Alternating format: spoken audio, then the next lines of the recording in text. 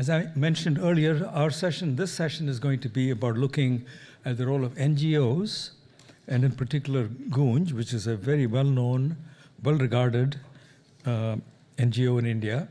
And we are very fortunate to have Anshu Gupta and Meenakshi join us in person today. They have come from India and woven this event into their very complicated commitments here in the US.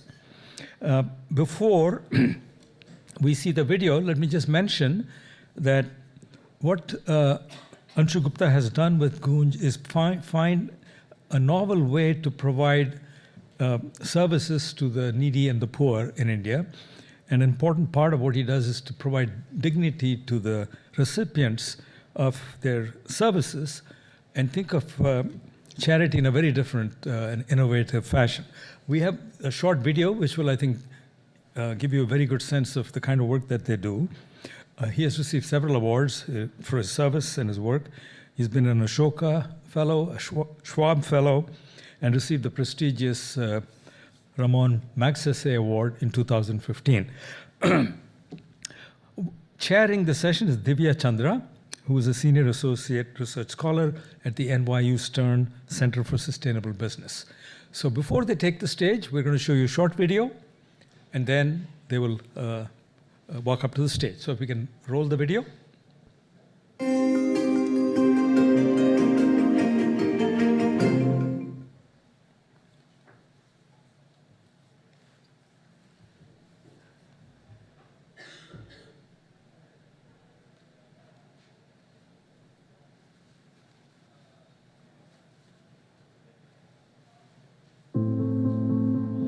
Normally, whenever we talk about donation, we give what we have. We don't give what people need. And that's the gap we wanted to fill. The idea was to start a movement where the underutilized urban material can be channelized to the people in need, not with charity, but with a lot of dignity. My name is Anshu Gupta, and I run this movement, social enterprise called Goonj. 20 years back, I met this person who used to pick up unclaimed dead bodies. This person's statement that in winters his work goes up. And I thought that it is happening because of cold. Until I realized that it is actually not because of cold but lack of clothing. It's a highly preventable death or suffering.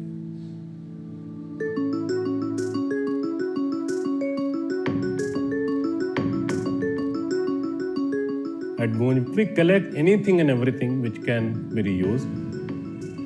Cloth, utensil, footwear, furniture, old wash basin, pipe fittings, fans.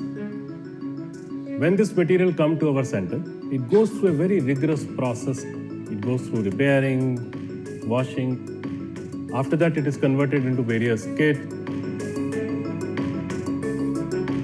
Not even a single inch of cloth will go waste. Then it goes to the remotest possible part of the country, especially in the villages and in the slums.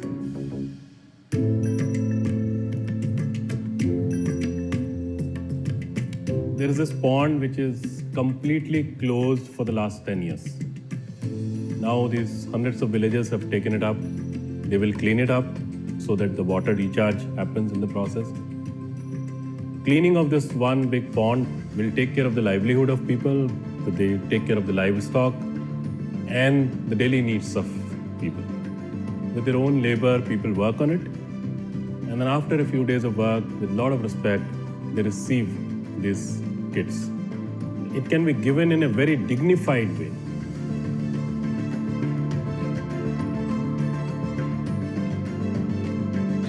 We need to be thankful to every single person who is using our second-hand material, because that person gives respect and second life to something on which we have put in a lot of emotions and have a lot of hard-earned money.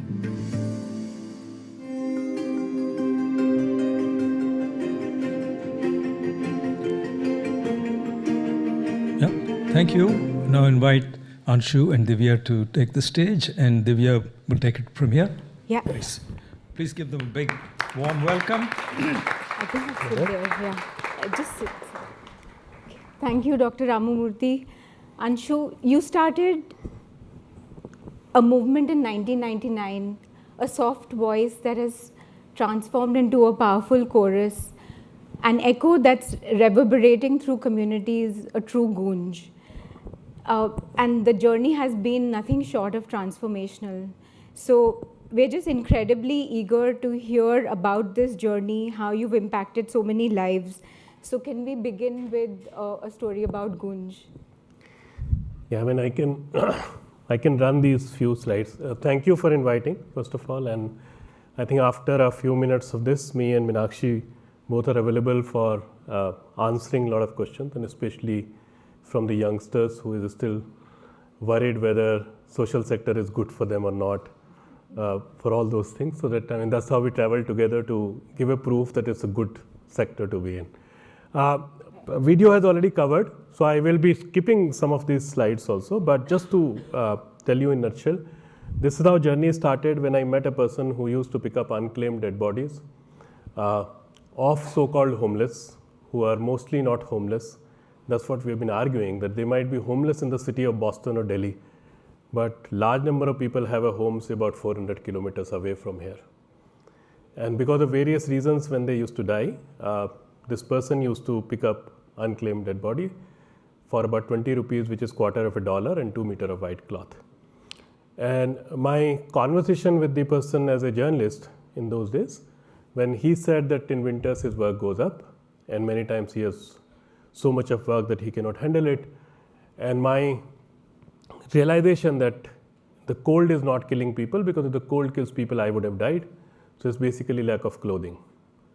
And then his little daughter, not this girl, this is our daughter who is now a grown-up master's student, but almost of the same age, who gave the most shocking statement when she actually said that when I feel cold, I hug the dead body and sleep. She further says that it does not trouble me, it does not turn around. And imagine we are talking about something which we think is in shortage, but the landfills are absolutely full of that textile. So on one part you have this huge amount of material which is of no use to us, but the material still has life. So tomorrow I might not need this, but this has life, this should live its life. And on the other hand, you have millions and millions of people who do not have access to that. So for us, the biggest challenge was, or the biggest opportunity was, that how do we convert, build up a movement where whatever is not useful for a segment of the society can be used by the other segment of the society. And I'll tell you how we do this. This is a typical disaster scene. After every disaster, the first thing which people give is old clothes. And we often say that if we consider economic poverty and social poverty and an ongoing disaster, we'll never behave like this, because then it will be a continuous channel. Second thing which is very important is that we wanted to make a dent on charity, because we said that sustained charity is killing dignity of people. Instant charity is fine. No one wants to become a victim of charity. So is there a way where people start getting it in a much more dignified way? And we said that can we build up a movement where all of us become stakeholders? And these are big sentences, but I'll break it in the next few pictures so that you see what we are talking about. And we said that with the help of this old material, cloth, utensil, footwear, door, windows, carpet, chair, anything which unfortunately goes in landfill, and which is one of the biggest environment threat right now. We were talking about energy in the last couple of hours, and if you see the biggest energy consumption happen in this, and the moment you talk about the optimum utilization of something, you automatically will reduce a huge amount of energy in the entire process. So we said that can we build up a movement where people actually start thinking about their own problems and then solving their own problems. So in a nutshell, what is this movement all about? We collect, as I said, all kind of unused, underutilized material, from individuals to retail chains, customer return, short expiry, dead inventory, any kind of thing which is a threat to the environment, goes through very rigorous process of matching the needs of people, what people need. Nothing goes as charity. Rather, we tackle these issues, and this is how it happens. So a community decides to build their own check dam to save water and all. With their own wisdom, with their own labor, they will work for a few days on that. And then for that week or 10 days, instead of money, they will be actually earning in kind. So the second-hand goods, the pre-used goods, the discarded material, which was always used as a charitable subject object, is now a new and a huge and a big currency. If I pick up last 10 years data, it is more than 60 million kgs of such material, which is a new currency. So they solve the problem and then they receive it. 100% traditional wisdom, largely no machines, because in my country, in 600,000 villages, we can't wait for the machines to enter before solving the problems. People need to take the ownership, and these are the people who are unfortunately the biggest victim of the climate change. Large number of people who do not have any role to create that nuisance are actually becoming the biggest victim, not only in India, across the globe. So how do they take ownership of their work? How do they make sure that they are using whole lot of local resources, local material, saving their rivers, making bridges, reviving their own wells as a source of water, because even if you need water in pump, our ponds need to revive, our wells need to revive. So in the last 25 years, to be honest, we are just reviving what used to be the strength of the world instead of creating a lot of new things. Just to give you some glimpses. And this is how, so this is the family kit, which actually has cloth, utensil, footwear, all kind of material, which is now not gone in landfill, but sorted, decently packed, and created for a family. And this is what, in one of the remote village, after solving their own problems, they will be earning. Just to give you glimpses of the scale and how it is operating, how we reach out to people. Like this disaster, these people had nothing to do. This all happened because of the kind of progress we think it is happening. And then the biggest need for the people was actually not the road for the human being, but for the animals and the mules, so that the relief material can go after a devastating flood in one of the mountain area of India. So in a nutshell, what we are trying to do. Material comes from us, from corporates, from retail chains, goes through very rigorous process. People become decision maker of their own problems related to environment, now climate, water, sanitation, infrastructure, work on that, and then receive this material. So in a way, there are new currencies in the market now, which is on one side, it is the urban underutilized material. On the other side, it is the wisdom of the grassroots, hard work of the grassroots. And money is only for the logistics of it. Money is not the only currency in this work. And something which would have gone in landfill is now a new currency. I'll stop for a minute because I want you to ask a couple of questions if you're not understanding it. And if no one is asking, that means no one is understanding.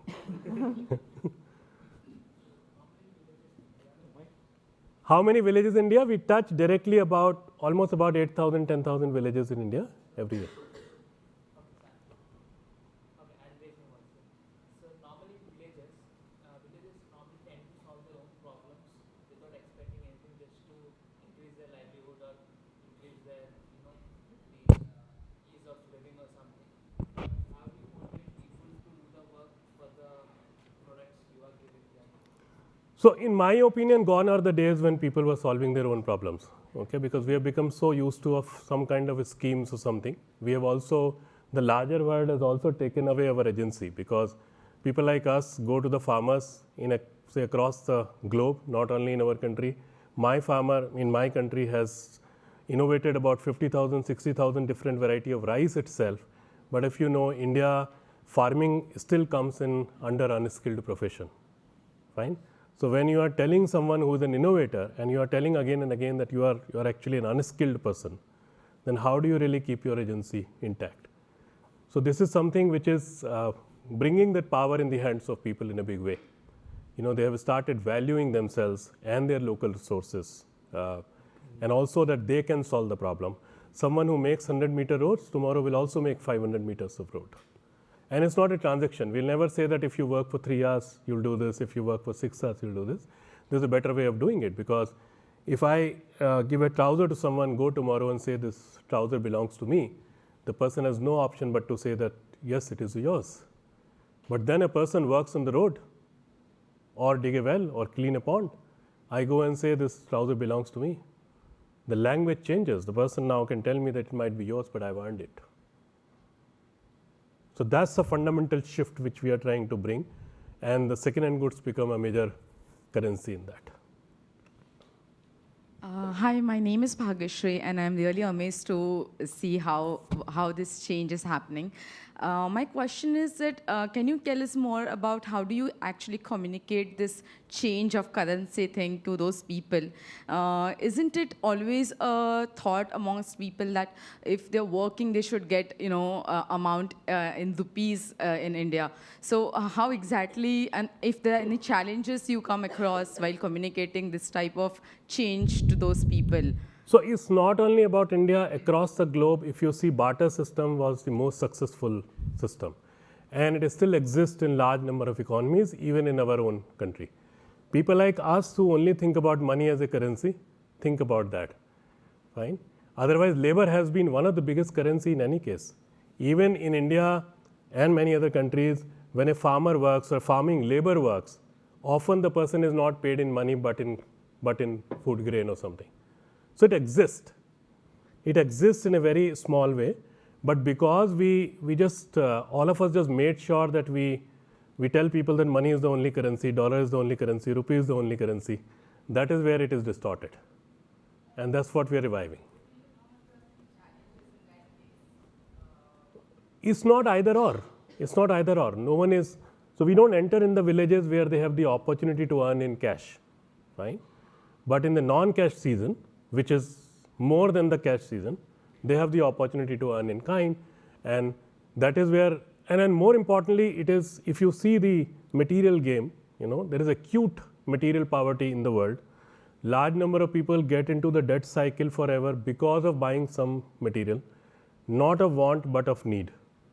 Okay. Once we do the research, you will find all that. That is taking care of, this model is taking care of that. The mic. Okay, go ahead. I have a question about Give me the mic. the workers who make.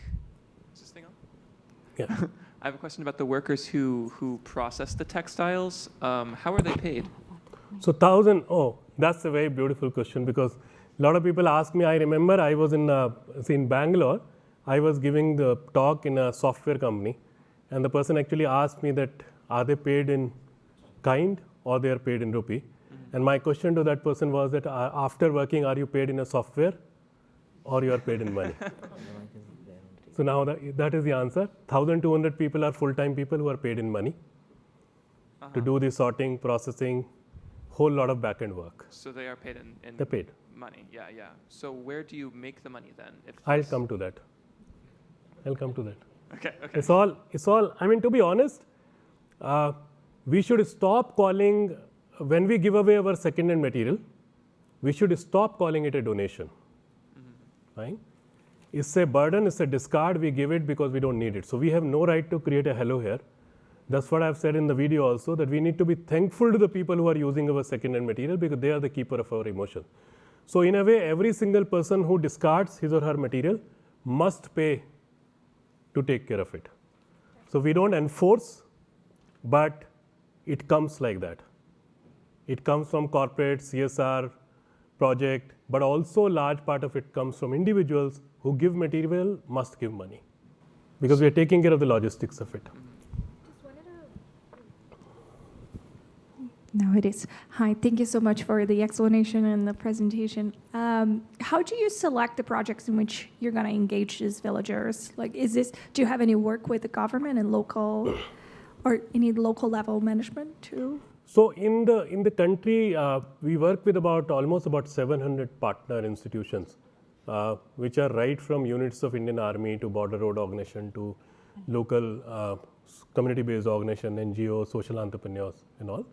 And they decide on the thing. But more than them, it is actually decided by the community, because you can imagine that people like me and you, in this tough scenario, will never imagine that we should make a road for the animals. We will only go for the human. Only the locals know that more than the human, we know we need the road for the animal so that they can transport material. So it's completely gone in the hands of people. That is actually a bigger shift in the entire work, that almost all the development work largely are happening top down. People like us decide what is the problem and how will it be solved. In this case, it's completely gone to the people who have that problem to decide what is the priority. So we might go and say every village will have a road, but a village will say, no, we don't need a road. We need a water body to revive. And because they make it, they try to solve their own problem, the maintenance cost is much lower, because there's a sense of ownership. You're not doing it for third party. So I'll finish it in next 2-3 minutes, and then we will, in any case, we have time for the Q&A. So this is also, this is a framework which we created. It's called GARD, Goonj Alliance for Rapid Response in Disasters, because we realize that today, if you talk about the climate disaster, and we heard from the World Bank person also, that the biggest reason for the migration is actually a disaster. Flood, drought, any kind of thing. Many of these concepts are not working. Like in my country, you keep making smart schools, right? Do all kind of e-classes. But it fails because for 4 months, the kid has no option but to migrate with his parents or her parents outside the place. So maybe to solve the problem of education, more than the education, will have to work on reviving the water bodies so that the migration does not happen. I mean, we always call it the fight between a mosquito or malaria. We want to kill the mosquito or we want to work on malaria. So all these efforts are just killing the mosquito there. So this is something, which we created, and where we said that, can all of us come together to work on this? Let's not wait for a disaster to happen, because now disaster is next door. It's no more a subject of a particular region of the world. It's no more a subject where it only, say, affects the financially weaker section. So this is just a bigger community which we are creating, with the academics, with the transporters, with corporates, with people, so that you have a ready button, and the moment a disaster happens, you just click it, and it starts operating. So there is a complete logistics chain. There is a complete cycle of learning in this. Just to give you some data, how many has been happening? Oh. So this is how it is operating. These people are not beneficiaries in this model.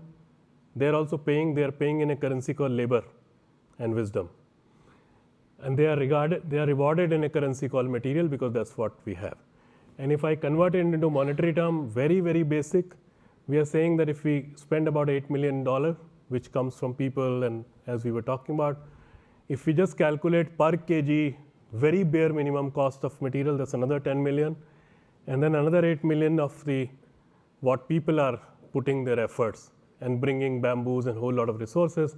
So what we are talking about is a model where if you start valuing everything as a currency, and this currency does not go in the landfills, not only it solves the problem of environment and landfill, but it also becomes a huge currency for the entire work. And I'll end with this. We all have seen this boy with different face. We hate this picture. Never in our communication at Goonj you will ever find this picture, because we have been arguing, and that is something I will request all of you to argue from today. How long will we sell poverty to remove poverty? Why do we need a naked kid to raise money for anything? And if I just need your participation for a minute, and I ask you, when you see this kid, what comes in your mind? What is that first word, sentence, thought comes in your mind? What do you relate? Like I relate hunger with this kid. What do you relate? Cold, helplessness, despair. Anything else? Hunger, suffering.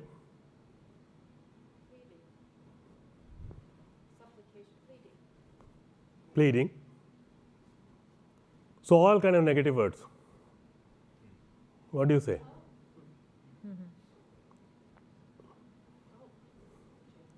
Confidence. Confidence, pride. So you know what I wanted to prove in the just 10 minutes? That this is not the story of clothes. This is not the story of material. This is the story of our lenses. Because if this kid is hungry, that kid is hungry too. If this kid does not go to the school, that kid also does not go to the school. But it's unfortunate that we see society with what that person is using or what that person is wearing. This person will never get a chance to speak in the meeting. If he speaks, will not listen. This person is much more acceptable, although both of them are of same age and both of them have the same wisdom and the knowledge about agriculture. So with all this language and lenses thing, what we are arguing, that these lenses need to be changed for everything. And if you remember, Schneider's chairman's address, one thing he also said is all about human. What is more and the most valuable is a human. If we value human, and if you value everything with different lenses, so in our case, it's about dignity, because now a lot of people come and say Goonj gives dignity to people. We feel very happy about it. But then we also question and we say that, listen, no one can give dignity to anyone. Dignity is a part of our soul. We all are born. And then someone comes and tells us that whether I am black or white, fat or thin, rich or poor. Society can only do two things. Either it can value dignity or it can snatch dignity. And in this dignity, in our case, is not limited to human, but also to material. Thank you very much. I'll stop there. So I also want to acknowledge that this is it's Goonj's 25th anniversary, and so I think this calls for a bigger round of applause.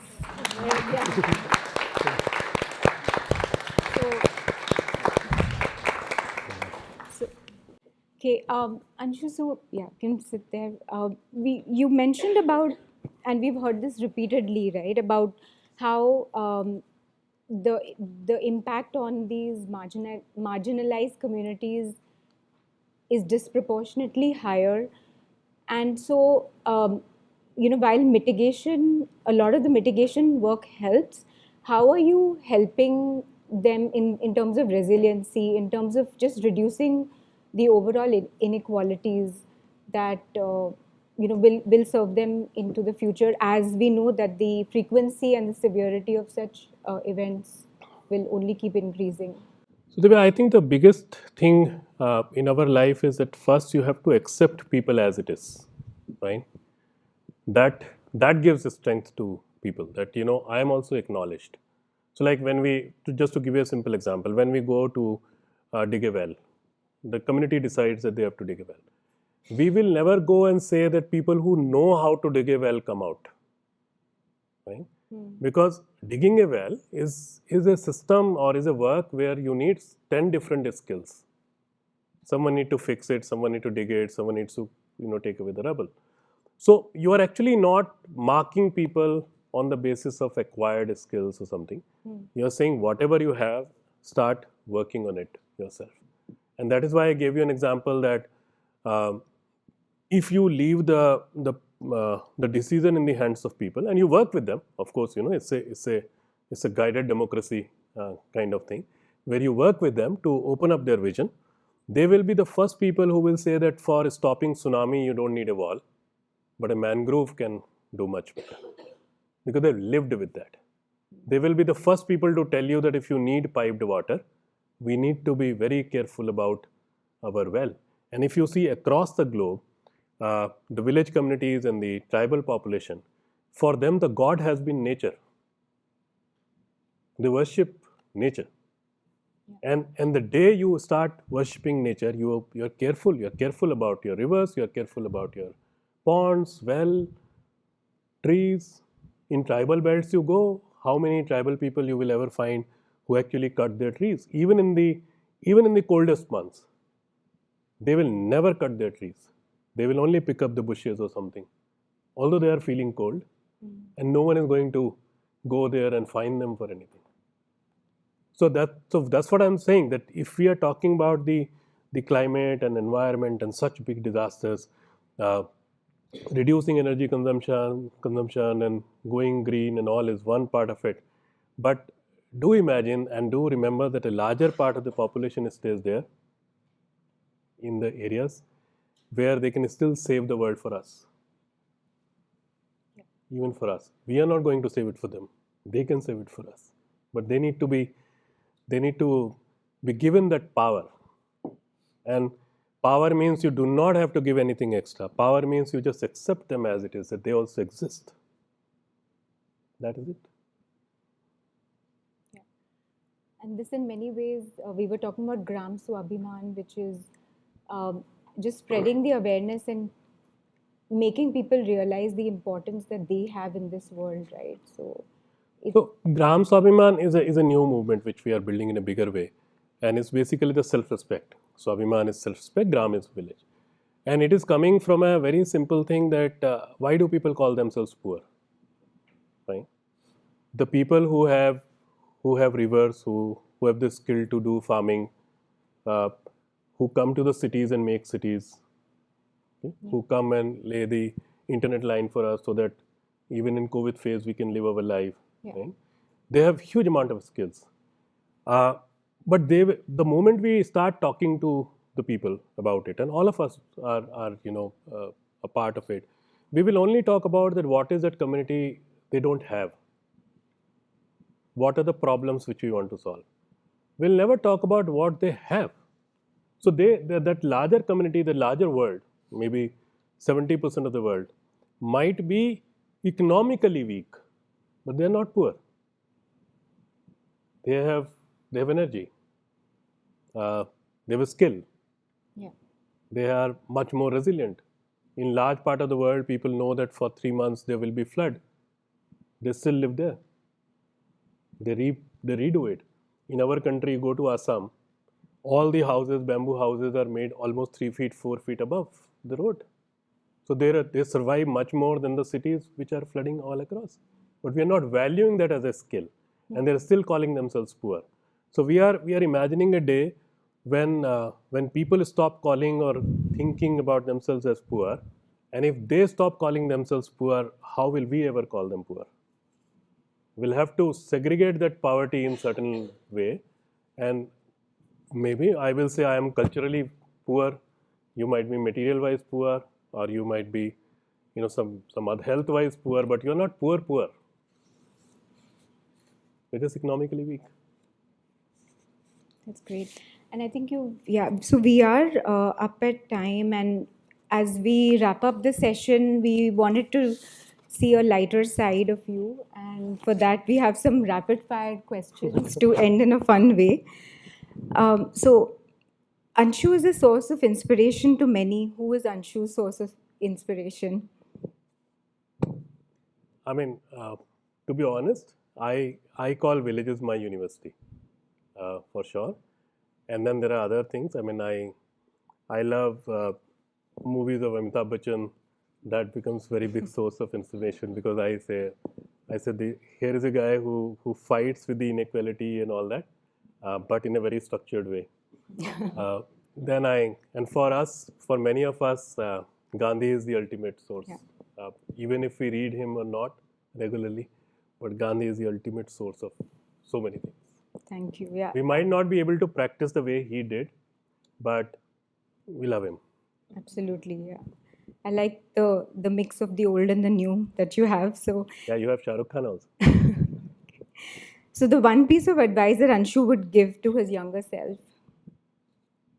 Ah, I think you need to read more. Uh, you need to be away from Google to read. And Okay, think. because and why I say that Google is a very selective, reading. How many of us sitting here have ever typed "happy farmer"? No one. We only type distress in farming.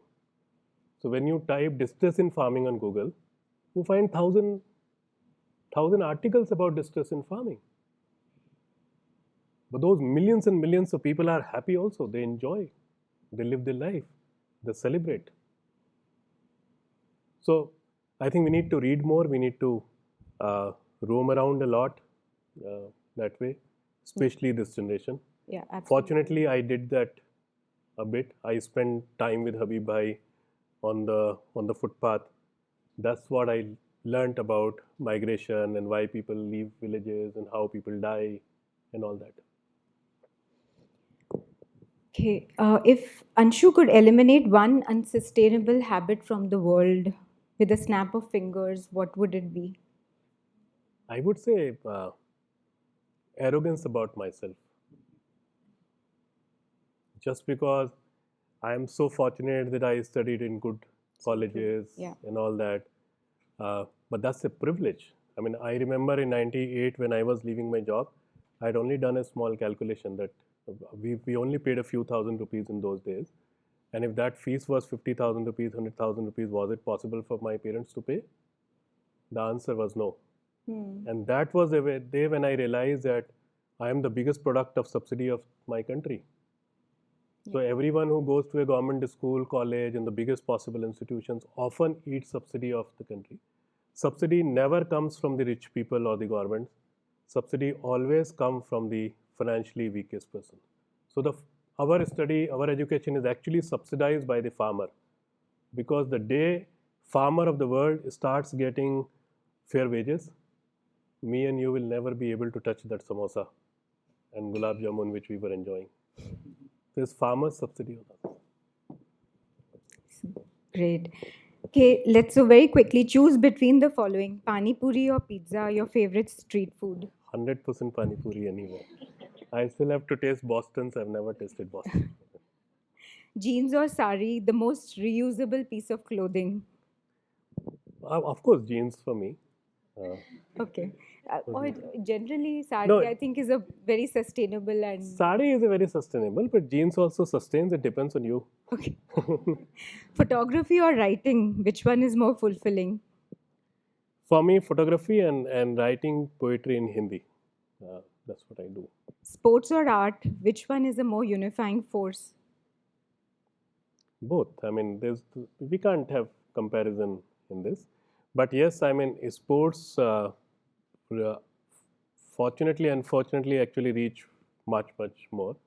And sports also is much more accessible to every single person, that way. Even the people who do not have any resources Can go and play kabaddi or gilli danda. But right? art Yeah. also is not only painting, That's true. Art also, if you see, large part of the world survives on the art from the, again, financially weaker section.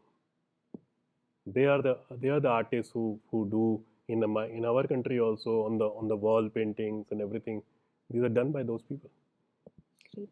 And finally, bringing Meenakshi in, just understanding what is it like to be in a family of entrepreneurs. Many art come like.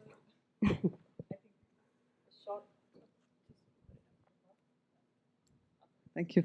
Well, it's a good thing you asked, because Anshu started by saying that people need to become more social entrepreneurs. But just a caveat that for me, being a partner of a social entrepreneur is like being on a roller coaster ride. It's it's like a stomach crunching kind of ups and lows all the time. Never a dull day. And in my life, I would have never imagined living these 25 years the way they've turned out to be. So it's a joyful, surpriseful journey, and the best part of it is that you meet some amazing people on the way. Yeah. And Meenakshi, because Meenakshi worked with the BBC, she was the spokesperson Yes. for South Asia. So Meenakshi always says that this is a better bunch of people. I mean, I'm saying it in public, not me. Okay, so I think we're almost at time, and nobody is lacking any inspiration here. But if you have any final words for our students, our young entrepreneurs, our young social entrepreneurs. I think there's nothing we should not divide in business entrepreneur and social entrepreneur and all. For the subject's sake, it is fine. I mean, at the end of the day, we all want to live in a better world, and it's the responsibility of all of us to behave in a particular way. Either you make it your full-time thing, or you integrate in whatever work you're doing. Right? But we need to understand that if I become big in whatever way, and the larger society remains same, I should not call it progress. Never. 2020, we should never forget the COVID phase in our life, right? And I often remind people, like, I was hospitalized 4 times after COVID, right? And I survived. Someone must have given something to us to do something. I mean, all of us who are sitting here in this hall, whether young or old or whatever, do consider it a second birth. Because COVID was one unifier. Even the richest people couldn't survive, right?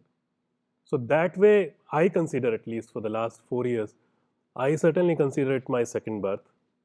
And I say I need to behave in a much better way. I need to analyze what didn't work, because the fact remains that in COVID, nothing big worked and everything small worked. So the aeroplanes were closed, but the small delivery cart was working. Big hospitals, if you enter into that, you don't know what will happen to the next generations in terms of your money. But these small public health centers were working. In our country, and many other countries, more people died in the cities with all the best possible machines and facilities, and lesser number of people died in the villages with hardly any facility. So it's up to us whether we value that or not. So the younger generation also has huge opportunity to work, and I know I'm sitting in a very capitalist world, but at the end of the day, we all need just one dining table. And second dining table you only need when you need to replace first. That's the formula of life. So we can live a better life, and it's not any theory or all that. It's a practical thing that all of us can live a better life, and the growth is only when all of us grow together. Yeah. Inclusivity. Okay, so on that thought, Thank you you so much, Anshu. Thank you.